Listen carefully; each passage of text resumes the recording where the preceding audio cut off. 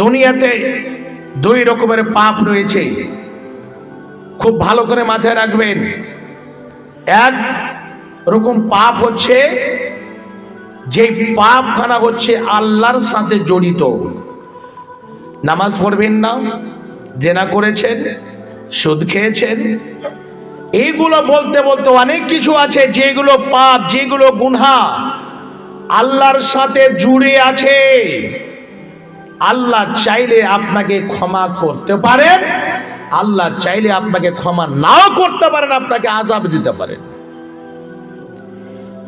আর দ্বিতীয় নম্বরে যেটা পাপ হচ্ছে, সেই পাপটা হচ্ছে যাকে আমরা জানি হুকুকুল ইবাদ বলে। বান্দার হক রয়েছে, আপনি বোনের হক মেরে খেলেন, ভাইয়ের হক মেরে খেলেন, চাচার হক মেরে খেলেন, কত কার কত কি হিসাবে। আপনার দোকান আছে, মানিকচকে আপনি ব্যবসা বাণিজ্য করেন, যখন আপনি নেওয়ার সময় হয় তখন আপনি ওজন করে বেশি নেন, যখন বিক্রি করার সময় হয় তখন আপনি 1 কেজিকে 800 গ্রাম করে বিক্রি করেন। অনেকে মাংস করে বিক্রি করে, 1 কেজি মাংসকে 800 গ্রাম 700 গ্রাম করে দেয়, বলে 1 কেজি দিয়ে দিয়েছি। যখন ওজন করে তখন মনে হয় যে 1 কেজি মাংস না 1.5 কেজি আমাকে দিয়ে দিয়েছে। বাড়িতে গিয়ে মাপবেন, দেখা গেল 800 গ্রাম মাংস জুটবে না। এই পাপ এমন জটিল পাপ, এই পাপ আল্লাহ রাব্বুল আলামিন ক্ষমা করবেন না। আপনাকে বেঁচে থাকাকালীন আল্লাহর কাছে না, খাস করে তার কাছে গিয়ে ক্ষমা নিতে হবে, তাহলে আল্লাহর কাছে গিয়ে আপনি ক্ষমা পাবেন। তাছাড়া কোনো উপায় নাই, কোনো পথ দেখতে পাওয়া যায় না। এটা একটা খাওয়ার ব্যাপারে বললাম। দ্বিতীয় কথা এর সাথে জুড়ে আছে, আপনার নারায়ণপুর গ্রামে একটা পড়াশোনা করে খুব ভালো একটা চাকরিজীবী মানুষ হয়েছে, আলহামদুলিল্লাহ, খুব ভালো মানুষ, নম্র ব্যবহার, তার ব্যবহার, আখলাক, চরিত্র, কালচার, শিষ্টাচার এতই ভালো, কিছু লোক তাকে বদনাম করার জন্য তার পিছনে পড়ে যায়। পড়ে গিয়ে এইরকম মিথ্যা অপবাদ দিয়ে, মিথ্যা কথা ছড়িয়ে দিয়ে তাকে বদনাম করা হয়। এটাও একটা বান্দার হক। জি, আল মুসলিম এখন মুসলিম, প্রত্যেক মুসলমান ভাই ভাই। তারপরে অন্য হাদিসও এসেছে, মুসলমান এক মুসলমান অপর মুসলমানের জন্য হচ্ছে আয়না, যে শিশাতে, যে আয়নাতে আমরা চেহারা দেখি, এটা হচ্ছে আয়না স্বরূপ। এক ভাইয়ের ইজ্জতকে নিয়ে আপনি ছিনিমিনি খেলবেন বদনাম করার জন্য। সম্মানিত উপস্থিতি, জেনে রাখুন যে আল্লাহ রাব্বুল আলামিন এই পাপ ক্ষমা করবেন না। যার ব্যাপারে আপনি চায়ের দোকানে বসে বসে আড্ডা পিটেছেন আর বলেছেন, যার ব্যাপারে আপনি সমালোচনা করেছেন, যার ব্যাপারে আপনি জাসুসি করেছেন, গীবত করেছেন, তার কাছে গিয়ে হাত ধরে বেঁচে থাকাকালীন ক্ষমা নিতে হবে, নইলে কি হবে আমি আসছি। তাহলে বুঝতে পারা গেল, খাস করে দুইটা কথা বলি, একটা হচ্ছে হুকুকুল্লাহ, আল্লাহর হক, দ্বিতীয় হচ্ছে হুকুকুল ইবাদ। এই হুকুকুল্লাহ শব্দটি বলতে গিয়ে ভূমিকার মাধ্যমে একটা বুখারী হাদিস শুনুন। বিশ্বনবী বলছেন, বিশ্বনবীর সাথে কি আছেন? হযরতে মুআজ বিন জাবাল রাদিয়াল্লাহু তাআলা আনহু, তিনি নবীজির খাচ্চর বা গাধার পিছনে বসে আছেন, কোন জায়গা যাচ্ছেন, যেতে যেতে হঠাৎ করে মুআজ বিন জাবালকে নবীজি বলছেন, মুআজ, বলছেন নবী গো বলুন, কি বলছেন? কিছুই বললেন না। আবার অল্প পথ গিয়ে আবার বলছে, মুআজ, বলছে নবী গো আমি তৈরি আছি, আপনি কি বলছেন বলুন। কিছুই বললেন না। আবার অল্পটা এরকম চলার পরে আবার বলছে, মুআজ, বলছে নবী গো একেবারে আপনি কি বলছেন, আমি প্রস্তুত হয়ে আছি, আপনি বলুন। বলছে, মুআজ, আমি তোমাকে জিজ্ঞাসা করতে চাই, মুআজ তুমি বলো,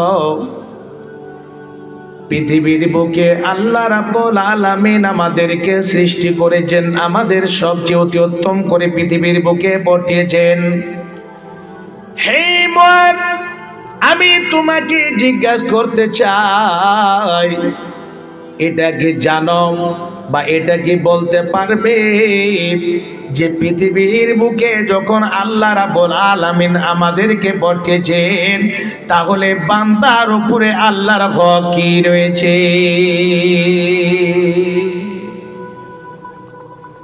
তুমি কি বলতে পারবে আল্লাহর হক বান্দার উপরে কি রয়েছে এবং বান্দার হক আল্লাহর উপরে কি রয়েছে?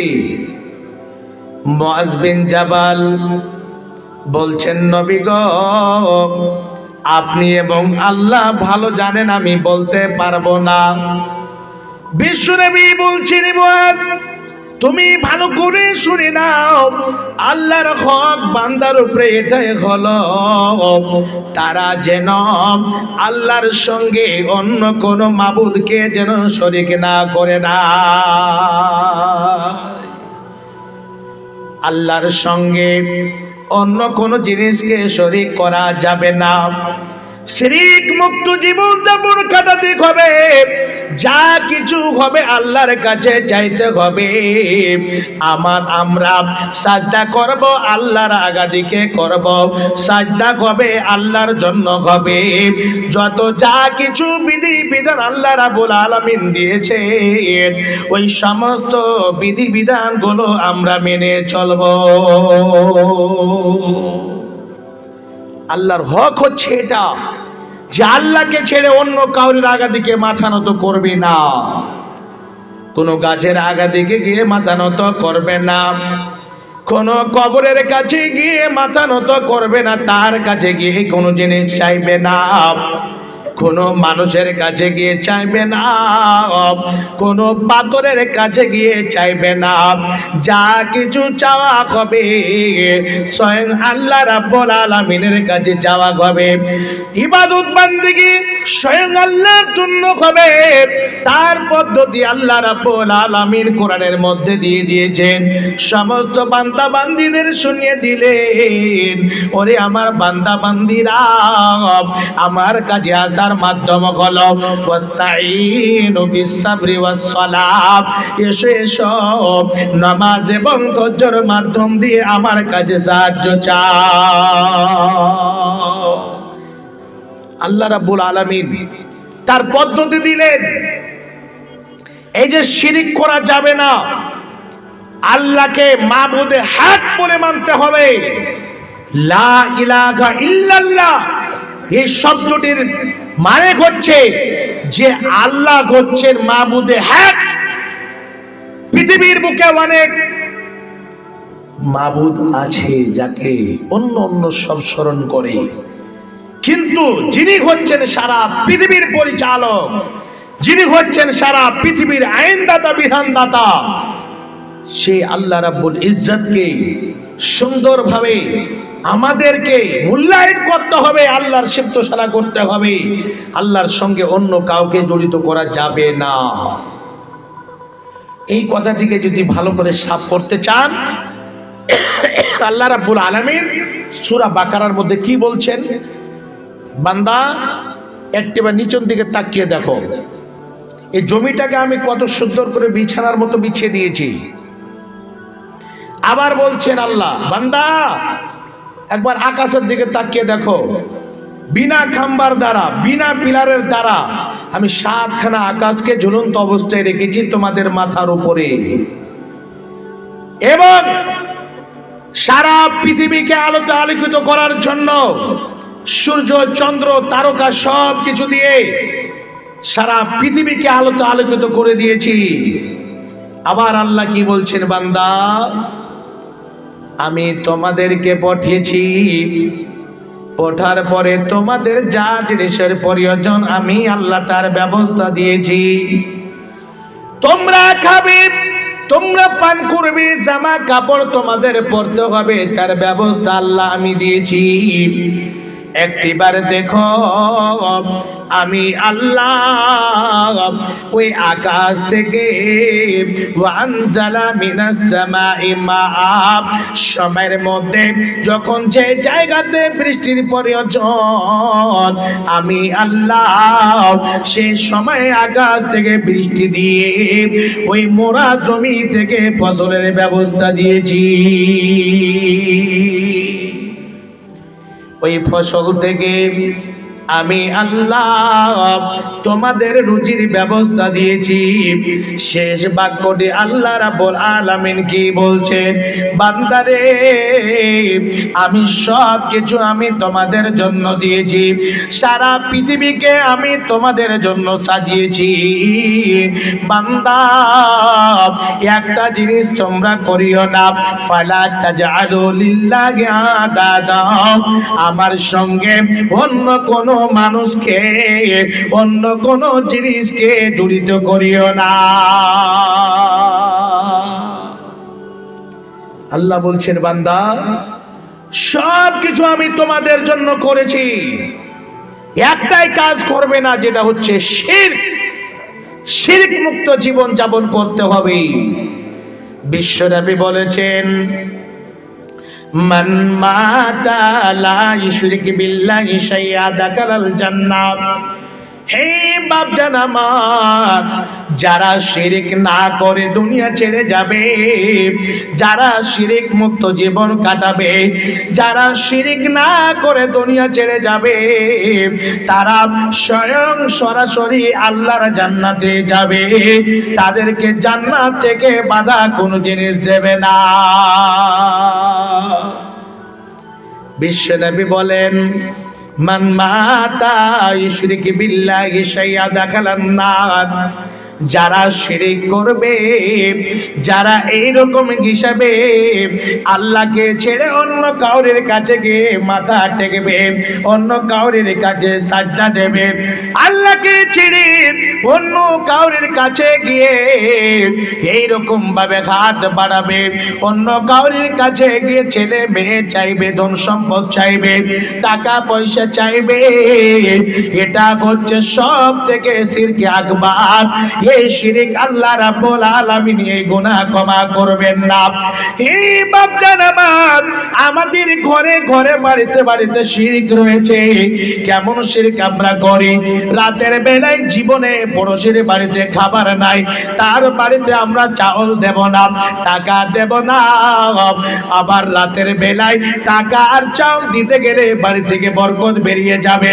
একটা দোকান করেছে, দোকানে সকাল বেলায় বাকি দেবে না, তার বহনি হয়নি, তার জন্য রাত হয়ে গেলে মাগরিব পরে এইরকম ভাবে তাকে কাউকে বাকি দেবে না। হে বাপজান আমার, এই জায়গা তো শিরক হয়ে যায়। এর মানে হলো আল্লাহর প্রতি তাওয়াক্কুল না হয়, আল্লাহর প্রতি ভরসা রেখে চলে না। হে বাপজান আমার, অনেক রকমের শিরক রয়েছে। বিশ্বনবী বলছেন শুনে নাও, যারা শিরক করে পৃথিবী ছেড়ে যাবে, তাদের ঠিকানা স্বয়ং জাহান্নামে হবে। বাপজান, এই জায়গাতে বিশ্বনবী বললেন মুআজ, শিরক করা যাবে না, এটাই হচ্ছে আল্লাহর হক। বান্দার হক আল্লাহর উপরে কি আছে? বিশ্বনবী বলছেন যখন আমরা সুন্দরভাবে আল্লাহর সিফতসানা করব, আল্লাহকে সন্তুষ্ট করব, আল্লাহর বিধিবিধান সুন্দর করে আমরা মেনে চলব, তার বদলা আল্লাহ রাব্বুল আলামিন তৈরি করে রেখেছেন জান্নাত। সেই জান্নাতে চিরজন্মের জন্য আমরা থাকব। তার বদল আল্লাহ রাব্বুল আলামিন কি দিবেন? আল্লাহ কোরআনের মধ্যে ক্লিয়ার বলেছে, মুমিনদের সাথে ওয়াদা করেছেন, জান্নাতের ওয়াদা করেছে। এবং যারা পৃথিবীর বুকে ভালো আমল করবে, তাদের জীবন ব্যবস্থা আল্লাহ রাব্বুল আলামিন ভালো করে দেবে। তার জীবন ব্যবস্থা এমন সহজ করে দেবে। ভাবছেন আজকে গ্রামগঞ্জে মদের হার বেড়ে গেল, শরাবের হার বেড়ে গেল, বেহায়া বেড়ে গেল, গীবত বেড়ে গেল, জাসুস বেড়ে গেল। এতগুলো জঘন্য জায়গাতে আমরা পড়ে আছি, আমরা জীবনে একটিবার কবরকে বলে চিন্তা করি না। সূরা হুজরাত আল্লাহ রাব্বুল আলামিন ওই সমস্ত মুমিন বান্দা বান্দীদের ডেকে বলছেন, হে মুমিন বান্দা বান্দীরা তোমরা শুনে নাও। কি বলছে আল্লাহ? বলেন বিসমিল্লাহির রহমানির রহিম। ইয়া আইয়ুহাল্লাযীনা আমানু, আল্লাহ রাব্বুল আলামিন ওই সমস্ত মুত্তাকি পরহেজগার বান্দাদের ডেকে বলছেন, ওরে আমার বিশ্বাসী বান্দারা, যারা আমাকে এক বলে বিশ্বাস করেছ, যারা আমাকে সারা পৃথিবীর আইনদাতা বিধানদাতা বলে মেনে নিয়েছ, যারা আমাকে সারা পৃথিবীর পরিচালক বলে মেনে নিয়েছ, তোমরা শোনো, এই যে তানিবু, তোমরা বাঁচো কাসীরাম মিনাদ-দান্নি ইন্না বা'দাদ-দান্নি ইসমুন, এরকম ধারণাগুলো থেকে বাঁচো যে ধারণাগুলো তোমাদের মধ্যে আসে। এমন এমন ধারণা রয়েছে যে ধারণাগুলো আমাদের অন্তরে আসতে গেলে সেই জায়গাতে খুব বিরাট বড় গুনাহ হয়।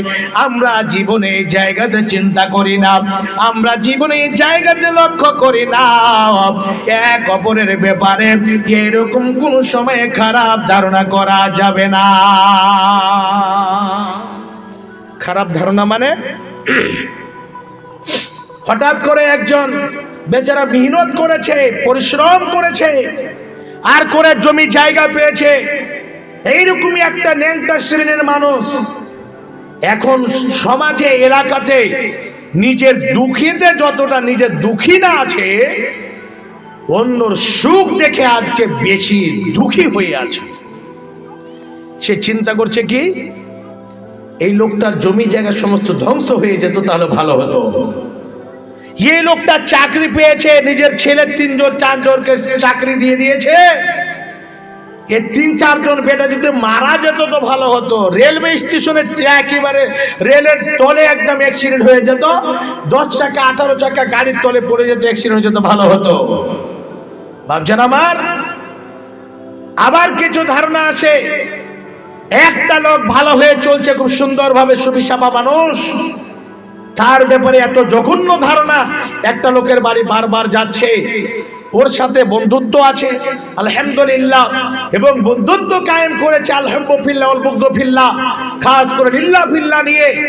সেই লোকটির ব্যাপারে বলছে, লোকটার বাড়ি কেন বারবার যাচ্ছে গো, ওই লোকটা আমার কেমন। যখন আবার কেউ শুনে বলছে, না হয় ওই বাড়িতে কিছু সে জাল পাতিয়েছে। এই ধারণা যতক্ষণ পর্যন্ত আপনি প্রকাশ্যভাবে কিছু না দেখবেন, ওর ব্যাপারে খারাপ ধারণা করা যাবে না। আল্লাহ বলছেন সূরা হুজরাতের মধ্যে, বাঁচো ইজতানিবু কাসীরাম মিনাদ-দান্নি ইন্না বা'দাদ-দান্নি ইসমুন। অনেক ধারণা এরকম রয়েছে যে ধারণা করতে গেলে গুনাহ হবে, বিরাট গুনাহ হবে, বিরাট গুনাহ হবে। ফজরের নামাজ পড়ে 3 ঘন্টা আমরা চায়ের দোকানে আড্ডা পিটি, মাগরিবের আগে থেকে নিয়ে এশার পর্যন্ত আড্ডা পিটি। এইদিকে ছেলে গাঁজার আড্ডাতে গেল, এইদিকে ছেলে তাসের আড্ডাতে বসলো, এইদিকে ছেলে দেখেন কত কিরকম বন্ধুত্ব করে মদের বোতল নিয়ে বসে আছে। জীবনে আমরা সময়টাকে ওই জায়গাতে দিলাম না, বাড়িতে ছেলে মেয়েকে জিজ্ঞাসা করলাম না, নিজের মেয়ে অন্যর সাথে এইরকম ভাবে প্রেমের কথা চলছে, মোবাইল নিয়ে কথা বলছে। জীবনে কোনদিন আমরা মানা করলাম না, বাধা দিলাম না।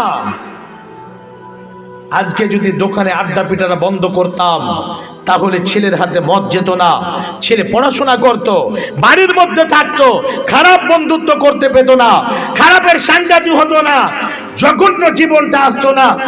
আর যদি এখনো সতর্ক না করেন, আপনাদের বলছি বাপজান, আমার মা জননী, 2030 আসতে আসতে প্রত্যেক বাড়িতে প্রত্যেক যুবকের হাতে মদের বোতল থাকবে, এটা ভালো করে লিখেলেন,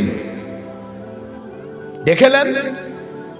আল্লাহ বলছেন বান্দা এইরকম খারাপ ধারণা করো না, জঘন্য ধারণা করো না। এইরকম জায়গাতে যদি তুমি পড়ে যাও তাহলে খুব বিরাট বড় পাপ হবে। দ্বিতীয় নম্বরে বলছেন ওয়ালা তাজাসসু ওয়ালা ইয়াগতাব বা'দুকুম বা'দা।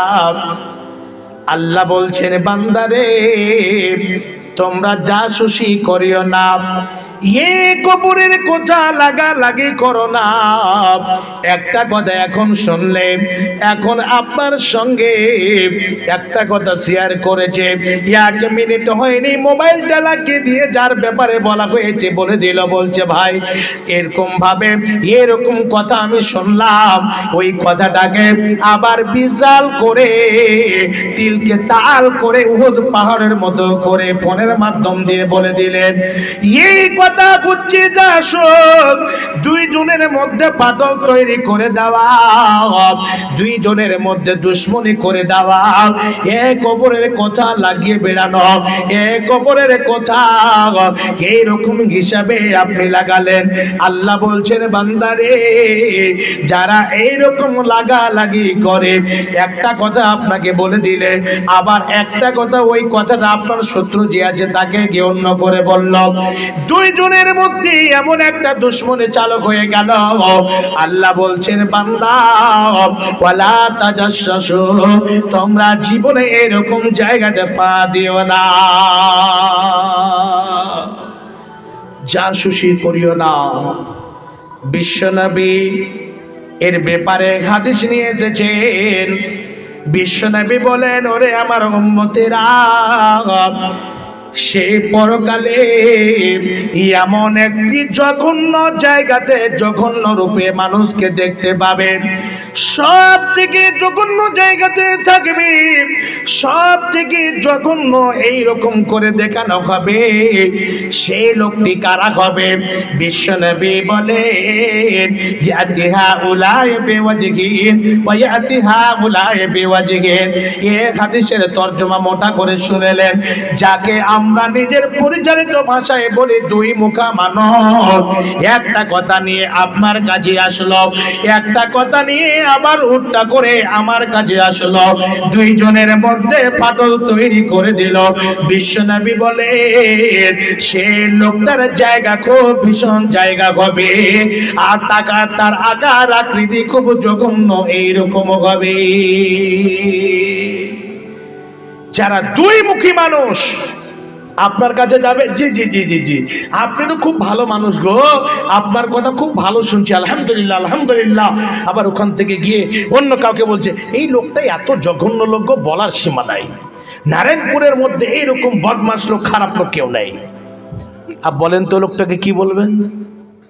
সাপের মুখে চুমা, বেগর মুখে চুমা, এই আসে এই দাসা। বিশ্বনবী বলছেন খুব দশা খারাপ হবে, জানোয়ারের মতো খারাপ সকলে নিয়ে আসা হবে, বাদসুরাতে নিয়ে আসা হবে। বাপজান আমার, এই যে জাসুস, এই চুগলুমু জিনিসটা বন্ধ করতে হবে। চুগলুমু করা কত পাপ। বিশ্বনবী বলেন একদিন নবীজি একটা খচ্চরের উপরে সবার হয়ে চলে যাচ্ছেন, যেতে যেতে যেতে যেতে সেই একটা কবরস্থান দিয়ে নবীজি অতিক্রম করছেন। হাদিসের মধ্যে এসেছে চট করে সে ঘোড়াটা বা খচ্চরখানা বিধকে গেল। এইরকম ভাবে বিশ্বনবী পড়তে পড়তে বেঁচে গেলেন। ওই জায়গাতে নবীজি ঘোড়ার উপর থেকে নামার পর দেখছেন যে ওই কবরে দুইখানা কবর পাশাপাশি রয়েছে, আযাব হচ্ছিল। এই আযাবের আবার শব্দ মানুষ ছাড়া সমস্ত জীবজন্তু পশু পাখি শুনতে পায়। হে বাপজান আমার, যখনই শুনলেন বিশ্বনবী নবী মুহাম্মদুর রাসূলুল্লাহ সাল্লাল্লাহু আলাইহি ওয়াসাল্লাম একটা খেজুরের ডালকে ভেঙে দুই টুকরো করে ফেলে দুইটা কবরের মধ্যে গেড়ে দিলেন। বিশ্বনবী বললেন এই দুইটি কবরে কিসের জন্য আযাব হচ্ছে? বেশি বড় কাজের জন্য নয়। এক নাম্বার হলো একটা কবরে আযাব হচ্ছে সেই লোকটি পৃথিবীর বুকে চুগলুমি করত, যাকে কোরআনের ভাষাতে নামিমা শব্দ ব্যবহার করা হয়েছে। এর কোথাও কি লাগে তো, এর কোথাও কি লাগাতো, সারা দিন রাত তারা এরকম ভাবে চুগলখড়ি করত। বিশ্বনবী বললেন ওই কবরে চুগলখড়ি করার জন্য কবরে আযাব হচ্ছে। দ্বিতীয় নম্বরে পাশের কবরে কেন আযাব হচ্ছে শুনুন।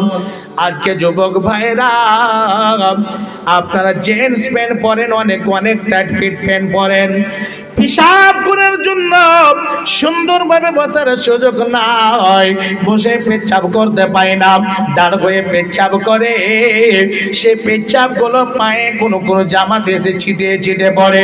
সেই লোকটি কোনো সময় পাক পবিত্র থাকতো না, এই জায়গাতে জীবনে কোনোদিন পেচ্ছাব পায়খানা এইরকম জঘন্য জিনিস, খারাপ অপবিত্র জিনিসগুলোকে সে লক্ষ্য করতো না, সে পাক পবিত্র থাকতো না। এই দুটো কারণে দুইজনের কবরে আযাব হচ্ছে। এই চুগলুমি করাটা করতে ভালো খুব লাগে, খুব মজা লাগে, ইন্টারেস্ট আছে এর মধ্যে। এর কথা ওকে লাগানো, ওর কথা ওকে লাগানো। আল্লাহ বলছেন ওয়ালা তাজাসসু, জাসুসি করিও না। জাসুসি আর একটা কথা, বেচারা নতুন বিয়ে করেছে, বাড়িতে নিয়ে এসেছে, আবার কিছু কিছু শত্রু শয়তানেরা দুষ্টরা এমন আছে যে কি কথা বলছে, কি গল্প করছে কান লাগিয়ে শুনবে। কিছু কিছু বাড়িতে গিয়ে কি করবে, কিছু মেয়ে ছেলের এটা বৈশিষ্ট্য আছে, কিছু পুরুষেরও বৈশিষ্ট্য আছে কি, যে যদি খড়ের বাড়ি থাকে, টাটি খড়ের থাকে, তাহলে তাকে একটু ফেড়ে দিয়ে চোখ দিয়ে দেখবে। এর সাজা বিশ্বনবী কি বলেছেন জানেন? যে কেউ যদি এরকম উকি মেরে দেখে, বাড়িতে একটা মেয়ে ছেলে যখন ক্যাম্পাসের মধ্যে আছে, প্রাইচিটের মধ্যে আছে, ঘরের মধ্যে বাড়ির মধ্যে আছে, সে বেহায়া এরকম হয়ে থাকতে পারে, জামা কাপড় শরীরে নাও থাকতে পারে, এইরকম হিসাবে উলঙ্গ অবস্থায় থাকতে পারে, বিশ্বনবী তার জন্য এটা নিষেধ করেছেন। যদি কেউ যদি এইরকম হিসাবে কাজ করে, বাড়িতে যদি না বলে ঢুকে যায়, তার ব্যাপারে কঠোর কথা বলা হয়েছে, ঢুকতে পাবে না, কেউ এইরকম ভাবে উকি মেরে দেখতে পাবে না। যদি দেখে তাহলে তার চক্ষুটাকে একেবারে লোহা দিয়ে তার চোখটাকে ছেদা করে দিতে হবে, কান লাগিয়ে শুনে তার কানটাকে ছিদ্র করে দিতে হবে। আপনি শুনবেন কেন? পারিবারিক গল্প হতে পারে, সামাজিক গল্প হতে পারে, কিছুই কথা হতে পারে, আপনি শুনবেন কেন, দেখবেন কেন? এগুলো কারা করবে? যারা জাসুস, কথা শুনে নিয়ে বাইরে গিয়ে ছড়াবে, এরকম ওরকম, এরকম হয়েছে, ওরকম হয়েছে। মা বোনদের মধ্যে অনেকে হয় গল্প গুজব আপনাদের দিকে করে না। মা বোনদের একটা বৈশিষ্ট্য, আগে ছোটকালে আমরা দেখেছি, মাগরিবের পরে কাজ কাম করে একটু যখন নিস্তার পায়, তখন 4-5 মিলে মেয়েরা কি করলো, বদনা হাতে নিয়ে নিল, আর নেওয়ার পরে পানি ভরে চলো জি বাবু, যেতে যেতে যেতে একটা ময়দানে গিয়ে সুন্দরভাবে গোল ভাবে বসে গেল, পায়খানা ফিরতে আবার ওখানে চালু হয়ে গেল। তোমার স্বামীটা কেমন একটু বলো তো, আমার বিধার বাপটা এত দুষ্ট, জীবনে কোন একটা আপেলও লেসে দেয় না। আবার গোপনও কথা চালু করে, ওদের এটা এত জঘন্য যে কি বলবো। এখন আলহামদুলিল্লাহ আস্তে আস্তে দেখতে পাচ্ছি যে ওইটা আর নাই, তবে অন্য সময়ে কাজ করে নিচ্ছে। এখন ওই সময়টা আর খুঁজে না যে বদনা নিয়ে যাব, কিন্তু এমনিতে বসে এগুলো গল্প গুজব হয়ে যাচ্ছে, চোখলুবো হয়ে যাচ্ছে, এর কথা ওকে, ওর কথা ওকে হয়ে যাচ্ছে। কিন্তু কিছুদিন আগে এটা ছিল যে বদনা হাতে নিয়ে একেবারে চলে যেত। আরো একটি কথা কি বলিব ভাই, না বলিলে চলিবে না, রাসূলুল্লাহ কয় 5-7 বিবি মিলে, 5-7 বিবি মিলে পায়খানাতে গিয়া পরস্পর বসে তারা মজলিস করিয়া, তারপরে কহে যায় আপনার কাগিনী কি কি রান্না করেছ বুবু বলো দেখি শুনি।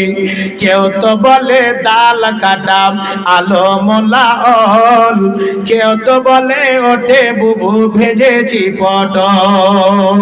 এই দাসার গল্প জি বুঝতে পেরে নিয়েছি, ইঙ্গিত হয়ে গেছে, আল্লাহ তাকবো বলে সারা। এই দাসা সমস্ত গল্প গুজব ওখানে গিয়ে এই জায়গাতে নবীজি নিষেধ করেছেন। মা বোন, সতর্কতা অবলম্বন করতে হবে। একেবারে এরকম জায়গাতে, এইরকম জায়গা থেকে বাঁচতে হবে। গোপনীয় কথা, এক অপরের কথা, কি কি ভেদ কি আছে না আছে, কে খেতে দিল না দিল, আপনার পোড়া বাগুন কি আছে না আছে শ্বশুরের বাড়িতে আছে, আপনি এর কথা শ্বশুরের বাড়ির কথা অন্য কাউকে লাগাবেন, ও আবার রটিয়ে বেড়াবে, এগুলো জিনিস থেকে বাঁচতে হবে। তৃতীয় নম্বরে বলছেন ওয়ালা ইয়াগতাব বা'দুকুম বা'দা, তোমরা এক অপরের ব্যাপারে গীবত করিও না। ইজ্জতকে নিয়ে ইজ্জতকে বিলীন করার জন্য তোমরা সমালোচনা করিও না। এক অপর কি করেছে, একটা ছেলে গুনাহ করে নিয়েছে ঠিক আছে, কিন্তু ওই জায়গাতে যে ছেলেটা গুনাহ করেছে এক পাপী, আপনি বলবেন আপনি 10 পাপী হবেন কেন? আপনি বলে বেড়াচ্ছেন একে ওকে, আরে জানো অমুক গ্রামের মরলের বেটি অমুক গ্রামের সর্দারের ছেলে ধরা পড়েছে। আপনাকে ওই পশ্চিম বাংলার সরকার কি আপনাকে এটা দিয়ে দিয়েছে কাজ যে আপনি বলে বেড়ান? শুধু আপনি জানেন জীবনে যে পরকালে আমার দাসাটা কি হবে। আল্লাহ রাব্বুল আলামিন বলছেন এক অপরের ব্যাপারে এরকম সমালোচনা করা যাবে না, বলা যাবে না।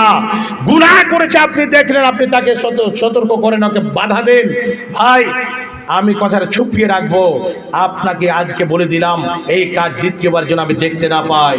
আর না বলে আপনি বুঝবেন, আল্লাহ বুঝবে, আমি কাউকে বলবো না, এটা আমি ছুপিয়ে রাখলাম। আপনি যদি আয়াতটাকে ছুপিয়ে নেন, সেই ভীষণ দিনে আল্লাহ রাব্বুল আলামিন আপনার আয়াতটাকে ছুপিয়ে নেবেন।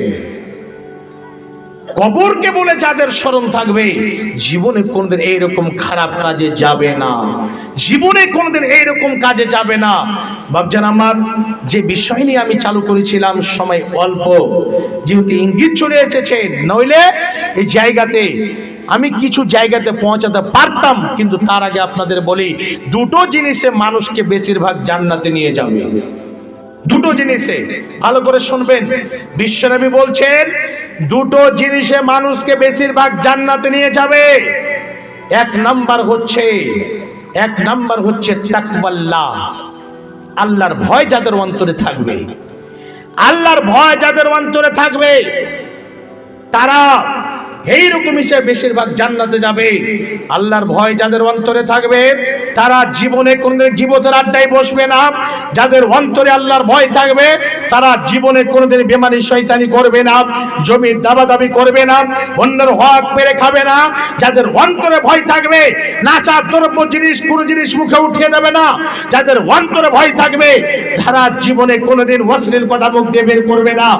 যাদের অন্তরে ভয় থাকবে, তারা সব সময় আল্লাহর শিবতোষণা করবে, আল্লাহর পুজো পাঠ করবে, আল্লাহকে সামনে রেখে জীবন যাপন কাটাবে, কোরআন হাদিসকে সামনে রেখে নিজের জীবনকে অতিবাহিত করবে। এটা হচ্ছে মুমিনদের বৈশিষ্ট্য। ভাবছেন আমার, এই তাকওয়া নামক জিনিসটা মানুষকে বেশিরভাগ জান্নাতে নিয়ে যাবে। দ্বিতীয় নাম্বার হচ্ছে ওয়া হুসনুল খুলক, ভালো চরিত্র যাদের হবে, ভালো ব্যবহার যাদের হবে। বিশ্বনবী বলছেন, একজন মেয়ের কথা বলা হলো, নবী গো, সেই লোকটি নামাজ রোজা করে, দান পুণ্য খুব করে, কিন্তু সেই মেয়েটির ভাষায় এত কর্কশ যে বলার সীমা নাই, জাবান একেবারে জঘন্য বেফাস কথা বলে। বলছে সেই মেয়েটি জাহান্নামী, গিয়া ফিন্নার, সেই মেয়েটি জাহান্নামী। আরেকটি মেয়ের কথা নবীজিকে বলা হলো, নবী গো, সেই মেয়েটি শুধু খালি 5 ওয়াক্তের সালাত ফরজ ইবাদত করে, দান পুণ্য এত করতে পারে না, কিন্তু সেই মেয়েটির ভাষায় এত মিষ্টি, ব্যবহার এত ভালো, কালচার এত ভালো, শিষ্টাচার এত ভালো, চলাফেরা এত ভালো, তার ব্যবহার কালচার দেখে একেবারে গ্রামের লোক সন্তুষ্ট আছে। নবীজি বলছেন হিয়া ফিল জান্নাহ, সে মেয়েটি জান্নাতি। হঠাৎ করে একজনের পয়সা হয়ে গিয়েছে, কেনা কথা গরিব তার কাছে ছাড়তে পারে না, দাঁড় করতে পারে না। বিশ্ব নবীর চরিত্র সম্পর্কে জিজ্ঞাসা করা হলো আয়েশা সিদ্দিকা রাদিয়াল্লাহু তাআলা আনহাকে, আয়েশা নবীর চরিত্র কেমন ছিল একটু বলুন। আয়েশা বলছেন, যদি চরিত্র দেখতে চাও তাহলে পুরো কোরআনটাকে উঠিয়ে নাও। নবীর চরিত্র হচ্ছে পুরো কোরআন। বিশ্ব নবীর চরিত্র সম্পর্কে যদি দেখতে চান, একদিনের ঘটনা, বিশ্ব নবী বসে আছেন, তখন হামজা, বাবা তো মা নাই, বাবা নাই, কে রক্ষণাবেক্ষণ করবে, কে দেখতে যাবে? বুখারীতে হাদিসটা এসেছে, এরকম হিসাবে দাদা যখন দুনিয়া ছেড়ে চলে গেলেন, চাচা অর্থাৎ নিজের ছেলেকে, নবীজির চাচাকে আবু তালেবকে বলে গেলে, আবু তালেব এই যে দেখো তোমার ভাতিজা থাকলো, তুমি তাকে দেখভাল করবে। নবীজি এক জায়গাতে বসে আছেন, একটা লোক গিয়ে কত কথা বললো, এমন ভাবে চিড়িয়ে চিড়িয়ে কথা বলল, নবীজি তার দিকে যখন লক্ষ্য করলেন না, কোনো কথাতে সাড়া দিলেন না, তখন সেই নিষ্ঠুর এমন ভাবে একটা পাথর উঠিয়ে নবীজির চেহারাতে মারলো। এইরকম ভাবে সঙ্গে সঙ্গে লাগা মাত্রই চেহারা থেকে খুন ছিটকিয়ে ছুটে পড়েছে। একজন মহিলা দেখেছে, দেখার পরে হযরতে হামজা শিকার করে তীর ধনুক নিয়ে বাড়িতে ঢুকছে।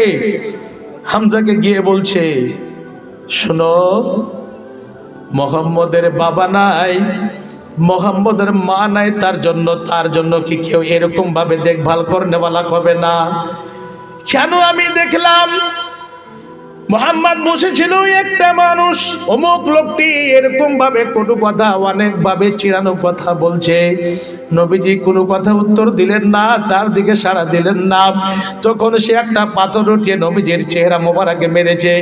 রক্তে রক্তাক্ত হয়ে গিয়েছে, রক্ত এমন ভাবে চলেছে কি তোমরা থাকতে গিয়ে কি নবীর এরকম দশা হবে? হযরতে হামজা তীর ধনুক নিয়ে তখন শিকারি করে বাড়িতে ঢুকেছে। আর কথাটা যখন শুনেছে, হে বাপজান, আমার মা জননী, দেখেন এই কথাটা আপনাদের কাছে জন্য বলতে বাধ্য হলাম। এইরকম ভাবে নবীজিকে পাথর ছুঁড়ে মেরেছে, নবীজি একটা শব্দ মুখ দিয়ে বের করেননি। সে মেয়েটে গিয়ে বলছে, হামজা তার বাবা নাই, কেউ নাই, তার জন্য কে দাসা হবে? হামজা বলছে, চলো, কে এটা কাজ করেছে? তীর ধনুক নিয়ে গিয়েছে। কিন্তু নবীজির দাসা দেখে চাচা আর নিজে বরদাস্ত করতে না পেরে হাদিসের মধ্যে এসেছে, রাগিত হয়ে সেই তীর ধনুক দিয়ে সেই লোকটিকে এমন করে আঘাত করেছে, ওই ধনুকের কামান খানার সঙ্গে সঙ্গে ছিঁড়ে গিয়েছিল। সমস্ত নিষ্ঠুররা বলছে, তাহলে কি হামজা ইসলাম কবুল করে নিয়েছে? তখনও কিন্তু হযরতে হামজা রাদিয়াল্লাহু তাআলা ইসলাম কবুল করেননি। হামজাকে বলছে, তুই তাহলে ইসলাম কবুল করে নিয়েছিস? সঙ্গে সঙ্গে জোশে পড়ে বলছে, হ্যাঁ করে নিলাম, আশহাদু আন লা ইলাহা ইল্লাল্লাহু ওয়া আশহাদু আন্না মুহাম্মাদান আবদুহু ওয়া রাসূলুহু। মায়ের বেটা যদি থাকে তো মুহাম্মদের হাতে গতরের শরীরে একটা হাত টাচ করে দেয়া। নবীজি একটা কথা বলেননি। বিশ্বনবী তাইফে গেলেন, তাইফে যাওয়ার পরে আর রাহিকুল মাকতুম আল্লামা সাফির আল মোবারক করে লিখেছেন, এখন অনুবাদ হয়ে গেছে বাংলাতে, হিন্দিতে, আরবিতে, আরো কত কত ভাষাতে হয়েছে। ওই কিতাবটা উঠিয়ে দেখবেন, নবীজি যখন গেলেন তখন তার গলাতে রশ্মি দিয়ে ছোট ছোট বাচ্চাদের হাতে দিয়ে দেওয়া হলো। দিয়ে দেওয়ার পরে ছোট ছোট বাচ্চাদেরকে তার পিছে নিয়ে দেওয়া হলো। নবীজিকে টেনে নিয়ে বেড়াচ্ছে, পাথর মারতে আছে, পাথর মারতে আছে, কয়েক কিলোমিটার পাথর মারতে মারতে মারতে মারতে নবীজিকে নিয়ে যাচ্ছে। নবীজি একটা শব্দ বের করেননি, নবীজি একটা শব্দ বের করেননি, কোনো খারাপ ভাষা মুখ দিয়ে বের করেননি। এইরকম করতে করতে কোন জায়গা ছিল নবীজির শরীরে একটা পাথর আঘাত লাগেনি, সেই শরীর থেকে রক্ত ঝরতে ঝরতে নবীজির জুতা মোবারক ভিজে একেবারে পরিপূর্ণ হয়ে গিয়েছিল। এরকম দাসা দিয়ে একটা আঙ্গুরের বাগানের পাশে গিয়ে নবীজি বসেছেন। আল্লাহর ফয়সালা জিবরিল আমিনকে পাঠিয়েছেন, জিবরিল আমিন তুমি যাও গিয়ে জিজ্ঞাসা করো। এরকম দাসা এসে বলছে, আল্লাহর অর্ডার, আপনি শুধু বলুন, দুটো পাহাড়কে নিয়ে গিয়ে তাদেরকে আটার মতো পিষে আমি আটা করে দেব। নবীজি বলেছিলেন, আমাকে সারা বিশ্বের রহমত বানিয়ে পাঠানো হয়েছে, রহমত না। এরা আমাকে চিনতে পারেনি, এরা আমাকে চিনতে পারেনি। আমার ব্যাপারে যদি তারা জানতো এরকম করতো না। আর যদি আমি এখনই বলে দিই যে আটার মতো পিষে দাও, তাহলে আমি কার কাছে গিয়ে ইসলাম প্রচার করব? কার কাছে গিয়ে তাওহীদের কথা শোনাবো? কার কাছে গিয়ে আল্লাহর এই খাস করে বিধানটাকে দেব? কার কাছে গিয়ে বলবো একটাই অপরাধ আমার আমার যে লা ইলাহা ইল্লাল্লাহ তুফলিহু এই শব্দটি বলার কারণে আমার উপরে এত জুলুম অত্যাচার হয়েছে, কোনো কথা না। একটা ছেলে যদি সেই এলাকাতে ইসলাম কবুল করে নেয় তাহলে আমার দুঃখ বেদনায় কিছুই থাকবে না। হে বাপজান আমার, নবীজির চরিত্র, বিশ্বনবী বলছেন ওয়া হুসনুল খুলক, মানুষকে চরিত্র ব্যবহারে বেশিরভাগ মানুষকে জান্নাতে নিয়ে যাবে। আমার যুবক ভাই, আমার বাপজান, আমার মা জননীরা, আপনারা জীবনে কোনদিন চরিত্র ব্যবহারকে খারাপ করবেন না। ধনী হয়েছেন, আল্লাহ ধনী করেছে, গরিবদেরকে ধিক্কার দিবেন না, গরিবদেরকে ধমক মেরে কথা বলবেন না। গরিবদের, ইয়াতিমদের, অনেকের বাবাখারা ছেলে মেয়ে গ্রামে আছে, তাদের হাতে, তাদের মাথাতে হাত বোলাবেন, জামা কাপড় দিবেন, নিজে যেটা খাবেন সঙ্গে করে নিয়ে খাওয়াবেন। এই যদি কাজ করতে পারেন, গরিব ইয়াতিম অসহায়দের যদি কেফালাত করতে পারেন, বিশ্বনবী বলছেন আমি এবং সে কেফালাতকারী দুইজন একই সাথে জান্নাতে যাব। নবীজির চরিত্র কেমন ছিলেন আল্লাহ রাব্বুল আলামিন কোরআনের মধ্যে বলেছেন, হে নবী তোমার চরিত্র হচ্ছে উন্নত মানের চরিত্র, আপার লেভেলের চরিত্র। আজকে চরিত্র এমন হয়েছে, দেখবেন একটু বড় লোক হয়েছে, ধনী হয়ে গেছে, তার ভাষা পাল্টে গিয়েছে, ভাষা চেঞ্জ হয়ে গিয়েছে। ভাই এই জিনিসটা কখনো নিয়ে আসবেন না। নবীজি দোয়া করতেন যে আল্লাহ তুমি আমাকে এই অন্তরে কিবরি, এই যে বাড়াই, এটা একটা যে ফখর, আল্লাহ তুমি এর থেকে বাঁচিয়ে রাখিও। এইরকম ভাবে দোয়া করবেন, আল্লাহ তুমি ধন দিয়েছো, মাল দিয়েছো, আল্লাহ তুমি অন্তরে আমার কোনো ফখর নিয়ে আসিও না, অহংকার নিয়ে আসিও না, আল্লাহ তুমি এখান থেকে বাঁচিয়ে রাখি। এটা ভাবে দোয়া করতে হবে। ভাবছেন আমার, আপনাদের কাছে আমার বিনীত নিবেদন।